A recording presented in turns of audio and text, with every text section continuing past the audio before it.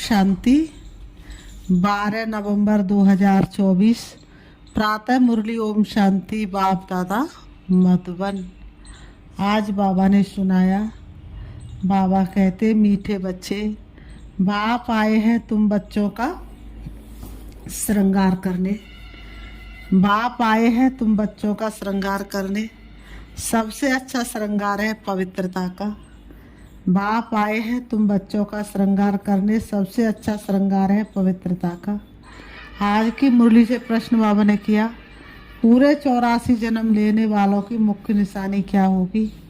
पूरे 84 जन्म लेने वालों की मुख्य निशानी क्या होगी? उत्तर नंबर 1, वह बाप के साथ साथ टीचर और सतगुरु तीनों को याद करेंगे। ऐसे नहीं बाप याद आए तो टीचर भूल जाए। जब तीनों को याद करे तभी कृष्णपुरी में जा सके, अर्थात आदि से पाठ बजा सके। नंबर 2, उन्हें कभी भी माया के तूफान हरा नहीं सकते हैं। ओम शांति। बाप पहले बच्चों को कहते, ये भूल तो नहीं जाते हो, हम बाप के आगे, टीचर के आगे और सदगुरु के आगे बैठे हुए हैं। बाबा नहीं समझते हैं कि सब कोई इस याद में बैठे हैं। बाबा कहते, बाबा नहीं समझते कि सब कोई इस याद में बैठे हैं, फिर भी बाप का फर्ज है समझाना। यह है अर्थ सहित याद करना। हमारा बाबा बेहद का बाप भी है।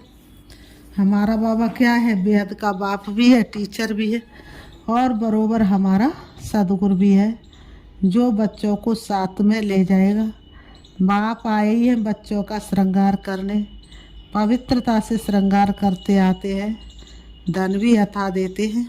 धन देते ही है नई दुनिया के लिए, जहाँ तुमको जाना है। ये बच्चों को याद करना है। बच्चे गफलत करते जो भूल जाते हैं। वह जो पूरी खुशी होनी चाहिए वह कम हो जाती है। उनका वह जो पूरी खुशी है, बाबा कहते वह कम हो जाती है। तो बाबा कहते हैं वह जो पूरी खुशी होनी चाहिए वह कम हो जाती है। ऐसा बाप तो कभी मिलता ही नहीं। तुम जानते हम बाबा के बच्चे ज़रूर हैं, वह हमको पढ़ाते इसलिए टीचर भी ज़रूर है। हमारी पढ़ाई है ही नई दुनिया अमरपुरी के लिए। अभी हम संगम योग पर बैठे हैं। ये याद तो ज़रूर बच्चों को होनी चाहिए। पक्का याद करना है। ये भी जानते हो इस समय कंसपुरी आसुरी दुनिया में है। समझो कोई को साक्षात्कार होता है, परंतु साक्षात्कार से कोई कृष्णपुरी उनकी डिनास्टी में नहीं जा सकेंगे। जा तब सकेंगे जब बाप, टीचर, गुरु तीनों को ही याद करते रहेंगे। ये आत्माओं से बात की जाती है। बाबा ने कहा, किससे बात करते हैं बाबा? आत्माओं से। आत्मा ही कहती, हाँ बाबा। बाबा आप तो सच कहते हो, आप बाप भी हो, पढ़ाने वाले टीचर भी हो। सुप्रीम आत्मा पढ़ाती है। लौकिक पढ़ाई भी आत्मा ही शरीर के साथ पढ़ाती है, परंतु वह आत्मा भी पतित तो शरीर भी पतित है। दुनिया के मनुष्यों को ये पता नहीं है कि हम नरकवासी हैं। अभी तुम समझते हम तो अब चले अपने वतन। ये तुम्हारा वतन नहीं है, ये है रावण का पराया वतन। बाबा ने कहा, ये तुम्हारा वतन नहीं है। ये किसका वतन है? रावण का पराया वतन है। तुम्हारे वतन में तो अथाह सुख है।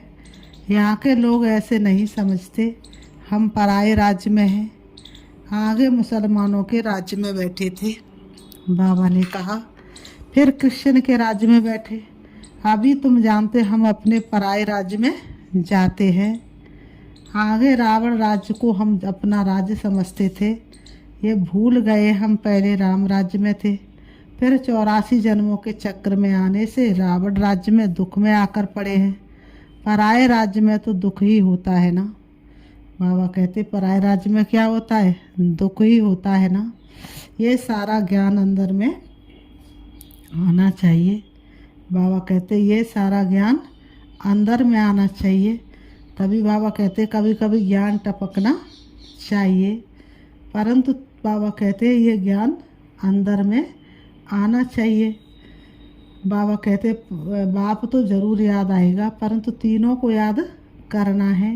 ये नॉलेज भी मनुष्य ही ले सकते हैं, जानवर तो नहीं पढ़ेंगे।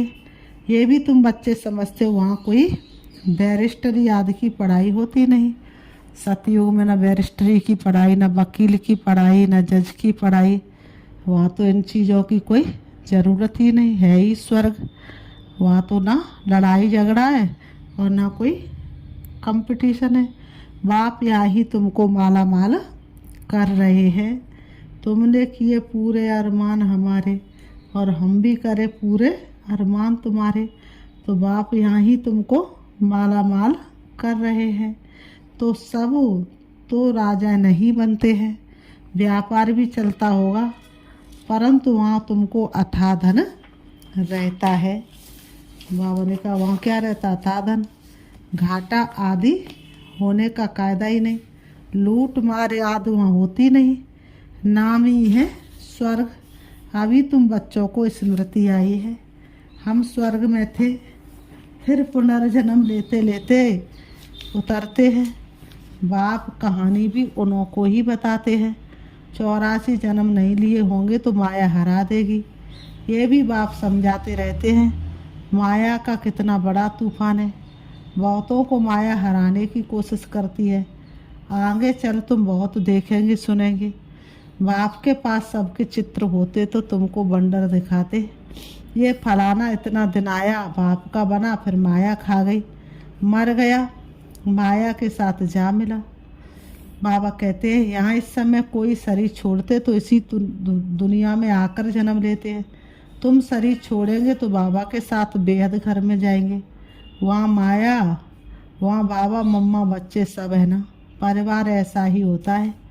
मूल वतन में बाप और भाई भाई है और कोई संबंध नहीं है। यहाँ बाप और भाई बहन हैं, फिर वृद्धि को पाते हैं, चाचा मामा आदि बहुत संबंध हो जाते हैं। इस संगम पर तुम प्रजापिता ब्रह्मा के बनते हो तो भाई बहन हो, से बाबा को याद करते हो तो भाई भाई हो। ये सब बातें अच्छी रीति याद करनी है, बहुत बच्चे भूल जाते हैं। बाप तो समझाते रहते हैं, बाप का फर्ज है बच्चों का सिर पर उठाना, तब तो नमस्ते नमस्ते करते रहते हैं, अर्थ भी समझाते हैं। भक्ति करने वाले साधु संत आदि कोई तुमको जीवन मुक्ति का रास्ता नहीं बताते, वह मुक्ति के लिए ही पुरुषार्थ करते रहते हैं। वह है ही निवृत्ति मार्ग वाले, वह राजयोग कैसे सिखलाएंगे? राजयोग है ही प्रवृत्ति मार्ग का। प्रजापिता ब्रह्मा को 4 भुजाएं देते हैं तो प्रवृत्ति मार्ग हुआ ना। यहाँ बाप ने इनको अडॉप्ट किया तो नाम रखा है ब्रह्मा और सरस्वती। ड्रामा में नूंद देखो कैसी है, वानप्रस्थ अवस्था में ही मनुष्य गुरु करते हैं 60 वर्ष के बाद। इसमें भी 60 वर्ष के बाद बाप ने प्रवेश किया तो बाप टीचर गुरु बन गए। अभी तो कायदे भी बिगड़ गए हैं, छोटे बच्चे को भी गुरु करा देते हैं। ये तो है ही निराकार, तुम्हारी आत्मा का ये बाप भी बनते, टीचर सदगुरु भी बनते हैं। निराकारी दुनिया को कहा जाता है आत्माओं की दुनिया, जहाँ पर झिलमिल सितारों जैसी आत्माएं चमकती रहती हैं। ऐसे तो नहीं कहेंगे दुनिया ही नहीं है। बाबा कहते हैं शांति धाम कहा जाता है, वहाँ आत्माएं रहती हैं। अगर कहे परमात्मा का नाम रूप देश काल नहीं तो बच्चे फिर कहाँ से आएंगे? बाबा ने कहा दुनिया में लोग तो या परमात्मा को सर्वव्यापी कहेंगे या कहेंगे नाम रूप देश काल कुछ नहीं। तो बाबा ने कहा ऐसा नहीं है, तुम बच्चे अब समझते हो। बाबा ने कहा तुम बच्चे अब इन सारी बातों को यथार्थ रीति समझते हो। ये वर्ल्ड की हिस्ट्री ज्योग्राफी कैसे रिपीट होती है, कैसे वर्ल्ड की हिस्ट्री ज्योग्राफी रिपीट होती है, कैसे सतयुग त्रेता द्वापर कलयुग और संगम, फिर सतयुग आता है। हिस्ट्री चैतन्य की होती है, ज्योग्राफी तो जड़ वस्तु की होती है। बाबा ने कहा हिस्ट्री इतिहास किसका होता है? चैतन्य का। और बाबा ने कहा भूगोल किसका होता है? जड़ का। तो बाबा ने कहा तुम्हारी हिस्ट्री कब से शुरू होती है? सतयुग से शुरू होती है। तुम्हारी आत्मा जानती है हम कहाँ तक राज्य करते हैं। हिस्ट्री गाई जाती है जिसको कहानी कहा जाता है। ज्योग्राफी देश की होती है। चैतन्य ने राज्य किया, जड़ तो राज्य नहीं करेंगे। कितने समय से फलाने का राज्य था। क्रिश्चियन ने भारत पर कब से कब तक राज्य किया। तो इस वर्ल्ड की हिस्ट्री ज्योग्राफी को कोई जानते ही नहीं। कहते सतयुग को तो लाखों वर्ष हुआ, उसमें कौन राज्य करके गए, कितना समय राज्य किया, ये कोई नहीं जानता। इसको कहा जाता है हिस्ट्री। बाबा ने कहा इसको कहा जाता है हिस्ट्री। आत्मा चेतन, शरीर जड़ है। आत्मा शरीर से निकल गई तो शरीर कोई काम का नहीं। बाबा ने कहा सारा खेल ही जड़ और चेतन का है। मनुष्य जीवन ही उत्तम गाया जाता है। आदम शुमारी भी मनुष्यों की गिनी जाती है। जानवरों की तो कोई गिनती कर भी न सके। सारा खेल तुम्हारे पर है। सारा खेल मनुष्यों के ऊपर ही चलता है। हिस्ट्री ज्योग्राफी भी तुम सुनते हो। बाप इसमें आकर तुमको सब बातें समझाते हैं। इसको कहा जाता है बेहद की हिस्ट्री ज्योग्राफी।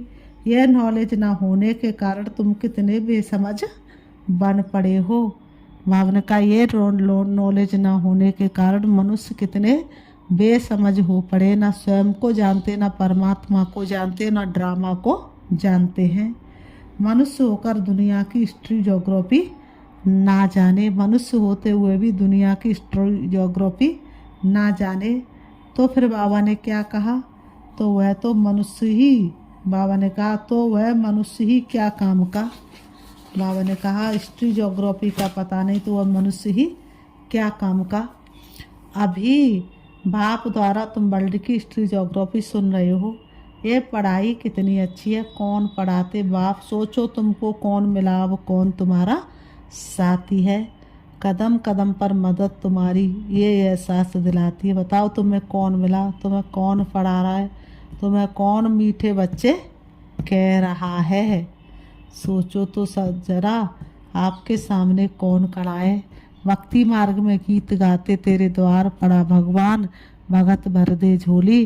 वास्तव में भगवान के पास किस चीज़ की कमी है जो भक्तों से झोली भरवा रहे हैं। इस समय तुम्हारे सन्मुख आया है और विकारों से अपनी झोली भरवा रहा है। अर्थात कहता है कि मीठे बच्चे इन विकारों को मेरी झोली में डाल दो। तो बाबा ने कहा ये पढ़ाई कितनी अच्छी है। कौन पढ़ाते हैं? बाप। बाप ही ऊंचे ते ऊंच पद दिलाने वाला है। इन लक्ष्मी नारायण का और जो उन्हों के साथ स्वर्ग में रहते उन्हों का ऊंचे तो ऊंच पद है ना। वहाँ बैरिस्टरी याद तो करते नहीं। बाबा ने कहा वहाँ तो सिर्फ सीखना, हुनर ना सीखे तो मकान आदि कैसे बने। एक दो को, बाबा ने कहा एक दो को हुनर सिखलाते नहीं तो इतने मकान आदि कौन बनाएंगे। आप ही तो नहीं बन जाएंगे। ये सब राज अभी तुम बच्चों की बुद्धि में भी नंबरवार पुरुषार्थ अनुसार रहते हैं। तुम जानते हो ये चक्र फिरता रहता है। इतना समय हम राज्य करते थे, फिर रावण के राज्य में आते हैं। दुनिया को इन बातों का पता नहीं कि हम रावण राज्य में हैं। कहते हमको बाबा रावण के राज्य से लिबरेट करो। भारतवासियों ने क्रिश्चियन राज्य से अपने को लिबरेटर किया। अब फिर कहते गॉड फादर हमको लिबरेट करो। स्मृति आती है ना। कोई भी ये नहीं जानते कि ऐसे क्यों कहते हैं। अभी तुमने समझा है सारे सृष्टि पर ही रावण का राज्य है। सब कहते हैं राम राज चाहिए तो लिबरेट कौन करेगा। समझते गॉड फादर लिबरेट कर गाइड बन ले जाएंगे। भारतवासियों को इतना अकल नहीं है। ये तो बिल्कुल तमो प्रधान है। वह ना इतना दुख उठाते ना इतना सुख ही पाते हैं। भारतवासी सबसे सुखी बनते तो दुखी भी बने हैं। हिसाब है ना। अभी तो कितना दुख है। जो रिलीजियस माइंडेड है वह याद करते हैं ओ गॉड फादर लिबरेटर तुम्हारी भी दिल में है बाबा, आकर हमको हमारे दुख हरो और सुख धाम ले चलो। वह कहते शांति धाम ले चलो, तुम कहेंगे शांति धाम और सुख धाम ले चलो। अब बाप आया हुआ है तो बहुत खुशी होनी चाहिए। भक्ति मार्ग में कनरस कितना है। उनमें रियल बात कुछ भी है नहीं, सिर्फ कनरस है, एकदम आटे में नमक है। चंडिका देवी का भी मेला लगता है, अब चंडियों का फिर मेला क्यों लगता है? चंडी किसको कहा जाता है बाबा ने बताया है। चंडाल का जन्म भी यहाँ के ही लेते हैं, यहाँ रहकर खा पी कर कुछ देकर फिर कहते हमने जो दिया वह हमको दो। हम नहीं मानते, संशय पड़ जाता है तो वह क्या जाकर बनेंगे। ऐसी चंडिका का हम भी मेला लगता है, फिर भी सतयुगी तो बनते हैं ना। कुछ समय भी मददगार बने तो स्वर्ग में आ गए। वह भक्त लोग तो जानते नहीं, ज्ञान तो कोई के पास है नहीं। वह चित्रों वाली गीता है। बाबा ने कहा वह चित्रों वाली गीता कितना पैसा कमाते हैं। आजकल चित्रों पर तो सब आशिक होते हैं, उसको आर्ट समझते हैं। मनुष्यों को क्या पता देवताओं के चित्र कैसे होते हैं। तुम असल में कितने फर्स्ट क्लास थे, फिर क्या बन गए हो। वहाँ कोई अंधा काना आदि होता नहीं, देवताओं की नेचुरल शोभा होती है। बाबा ने कहा वहाँ नेचुरल ब्यूटी होती है। तो बाप भी सब समझाकर फिर कहते बच्चे बाप को याद करो। बाप भी है, टीचर सतगुरु भी है। तीनों रूप में याद करो तो तीनों बरसे मिलेंगे। पिछाड़ी वाले तीनों रूप में याद कर नहीं सकेंगे, फिर मुक्ति में चले जाएंगे। बाबा ने समझाया है सूक्ष्म तनाद में जो कुछ देखते हो ये तो सब है साक्षात्कार की बातें। बाकी हिस्ट्री ज्योग्राफी सारी यहाँ की है, उनकी आयु का किसको पता नहीं है। अभी तुम बच्चों को बाप ने समझाया है, तुम फिर कोई को भी समझा सकते हो। पहले तो बाप का परिचय देना है। वह बाप बेहद का बाप है, सुप्रीम। लौकिक बाप को परमात्मा व सुप्रीम आत्मा कभी नहीं कहा जाता। सुप्रीम तो एक ही है जिसको भगवान कहा जाता है। बाबा कहते वह नॉलेजफुल है तो तुमको नॉलेज सिखलाते हैं। ये ईश्वरी नॉलेज है, सोर्स ऑफ इनकम। नॉलेज भी उत्तम मध्यम कनिष्ठ होती है ना। बाप है ऊंचे ते ऊंच, तो पढ़ाई भी ऊंचे ते ऊंच है, मर्तबा भी ऊंच है। हिस्ट्री ज्योग्राफी तो झट जान जाते हैं। वहाँ की याद की यात्रा में युद्ध चलती है, इसमें तुम हारते हो तो नॉलेज में भी तुम हारते हो। हार कर भागंती हो जाते हैं तो नॉलेज में भी भागंती हो जाते हैं। बाबा ने कहा फिर जैसे थे वैसे बन जाते हैं, और ही उनसे बदतर। बाप के आगे चलन से देह अभिमान जट प्रसिद्ध हो जाता है। ब्राह्मणों की माला भी है, परंतु कईयों को पता नहीं कि हम कैसे नंबरवार यहाँ बैठे हैं। देह अभिमान है ना, निश्चय वाले को जरूर अपार खुशी होगी। किसको निश्चय हम ये शरीर छोड़कर प्रिंस बनूंगा। सबने हाथ उठाया। बाबा ने कहा बच्चों को इतनी खुशी रहती है, तुम सब में तो पूरे दैवी गुण होने चाहिए। जबकि निश्चय है, निश्चय बुद्धि माना विजयी माला में प्रोबंती, माना शहजादा बनंती। एक दिन जरूर आएगा जो फॉरेनर्स सबसे जास्ती आबू में आएंगे और सब तीर्थ यात्रा आदि छोड़ देंगे। वह चाहते भारत का राजयोग सीखें। कौन है जिसने पैराडाइज स्थापन किया? पुरुषार्थ किया जाता है, कल्प पहले ये हुआ होगा तो ज़रूर म्यूजियम बन जाएगा। समझाना ऐसी प्रदर्शनी हमेशा के लिए लगाने चाहते हैं। 4-5 वर्ष के लिए लीज पर भी मकान लेकर लगा सकते हैं। हम भारत की ही सेवा करते सुखधाम बनाने के लिए, इसमें बहुतों का कल्याण होगा। फिर बाबा कहते अच्छा मीठे मीठे सिखी लते बच्चों प्रति माता पिता बाप दादा का याद प्यार और गुड मॉर्निंग। रूहानी बाप की रूहानी बच्चों को नमस्ते और हम रूहानी बच्चों की रूहानी बाप दादा को याद प्यार और नमस्ते नमस्ते नमस्ते नमस्ते। धारणा के लिए मुख्य सार नंबर 1, अपार खुशी में रहने के लिए सदा स्मृति रहे कि स्वयं बाप हमारा श्रृंगार कर रहे हैं। वह हमें अथाह धन देते हैं। हम नई दुनिया अमरपुरी के लिए पढ़ रहे हैं। नंबर 2, बाबा ने कहा विजय माला में पिरोने के लिए निश्चय बुद्धि बन दैवी गुण धारण करने। जो दुख दिया उसे वापस लेने का संकल्प कभी नहीं आए। संशय बुद्धि बन अपना पद नहीं गंवाना है। संशय बुद्धि बन अपना पद नहीं गवाना है। आज की मुरली से बाबा ने वरदान दिया, क्रोधी आत्माओं को रहम के शीतल जल द्वारा गुणदान देने वाले मर्दानी आत्मा भव। क्रोधी आत्मा को रहम दिल के शीतल जल द्वारा गुणदान देने वाले वरदानी आत्मा भव। स्पष्टीकरण, आपके सामने कोई क्रोध अग्नि में जलता हुआ है, आपको गाली दे, निंदा करे, तो ऐसी आत्मा को भी अपनी शुभ भावना शुभ कामना द्वारा, वृत्ति द्वारा, स्थिति द्वारा गुणदान या सहनशीलता की शक्ति का वरदान दो। क्रोधी आत्मा परवश है, ऐसी परवश आत्मा को रहम दिल के शीतल जल द्वारा शांति कर दो। ये आप वरदानी आत्मा का कर्तव्य है। चेतन में जब आप में ऐसे संस्कार भरे हैं तब तो जड़ चित्रों द्वारा भक्तों को वरदान मिलते हैं। आज की मुरली से स्लोगन बाबा ने दिया, याद द्वारा सर्व शक्तियों का खजाना अनुभव करने वाले ही शक्ति संपन्न बनते हैं। याद द्वारा सर्व शक्तियों का खजाना अनुभव करने वाले ही शक्ति संपन्न बनते। अच्छा, ओम शांति, ओम शांति।